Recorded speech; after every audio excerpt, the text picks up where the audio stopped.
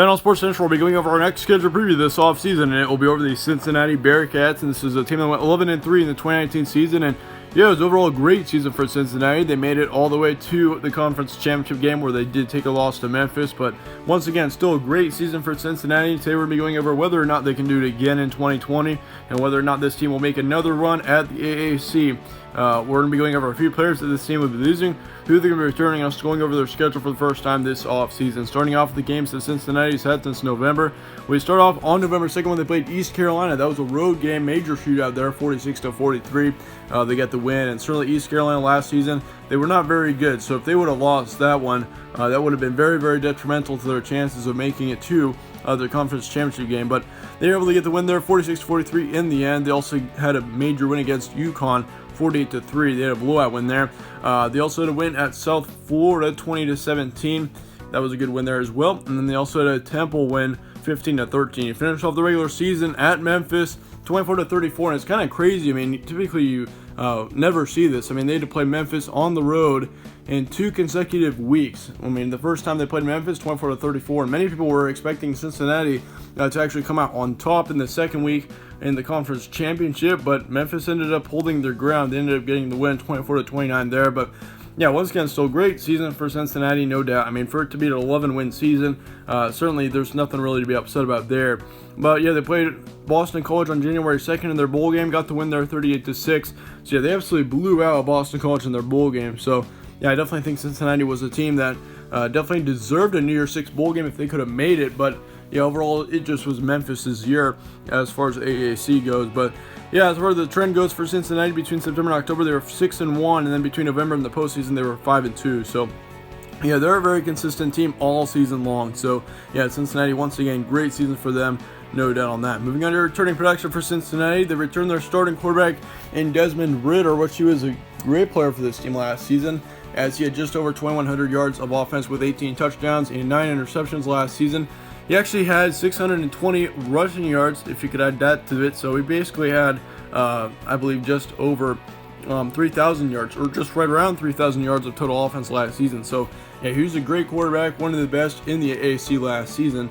They do lose their top running back in Michael Warren II, as he had just right around 1,500 yards with 6 touchdowns.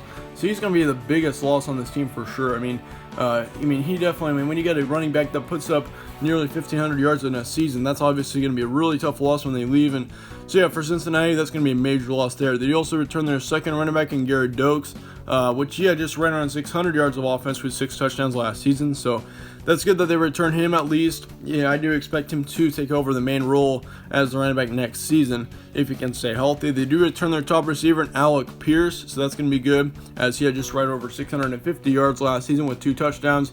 So he's going to be a big impact on this team going into 2020, especially since he was able to put up some pretty good stats. They do lose their top tight end / second receiver, Josiah DeGuara, which I think he's a great player for sure, one of the best tight ends in the nation last season, as he had just over 500 yards with 8 touchdowns last season. So it's kind of crazy. I mean, typically you'll see your tight end being a 4th or a 5th receiver, or 4th and 5th in total yards on a team in a season. And yeah, Josiah DeGuara was a great player, especially on this offense. I mean, he actually was 2nd in receiving last season. So yeah, once again, he's a very big impact on this team. They do lose their second receiver and Rashad Madraris as well, so you got to watch out for that. He had just right around 400 yards. As far as the offensive line goes, they lose 2 on the offensive line. They lose 2 linebackers and 2 in the secondary. However, they do return their entire defensive line. So yeah, this defensive line is looking really good heading into 2020. I definitely think they should have one of the best defensive lines in their entire conference going into 2020. I mean, when you can return an entire position, I mean, I don't care what position it is, that is extremely important, and it'll really help that position heading into the next season. In this case for Cincinnati, yeah, the defensive line's looking really good. So, but overall, I mean, other than that, they do lose 4 on the defense and 2 linebackers and 2 in the secondary, so you got to watch out for that. But yeah, overall, once again, for Cincinnati, I think they're definitely bound for another AAC run in 2020. They're probably one of my early favorites. I wouldn't say that they're my favorite. I think Memphis kind of has a slight edge over them right now, in my opinion. But I do expect Cincinnati to definitely make a run for the AAC next season. I think they're definitely going to be a major contender, so you got to watch out for this team for sure. But as far as champion goes, I'm not sure that Cincinnati is quite ready or quite able to make it, or make a conference championship title. But I think that Cincinnati definitely has a great chance to do it. I just don't think that they can make it ahead of Memphis, but we'll see what happens. I mean, really anything could happen in this situation, but yeah, moving on to your schedule for Cincinnati. Start off the season on September 3rd against Austin Peay. You got them at home. You also have Western Michigan at home on the 11th. You got 2 trips then in 2 consecutive weeks, one to Miami, Ohio, and then you got Nebraska and Lincoln on the 26th. So you do have 2 really tough games there. Of course, Miami, Ohio, I don't really expect a lot out of, but that Nebraska game especially could be a bit of a difficult one. You got South Florida on the 3rd of October at home, so that should be an easy one. You got Tulsa and SMU on the 17th and 24th. Watch out for that SMU game. Then you got a really important one against Memphis on the 31st. I mean, that's definitely a very important game for Cincinnati, probably the game of the regular season for them.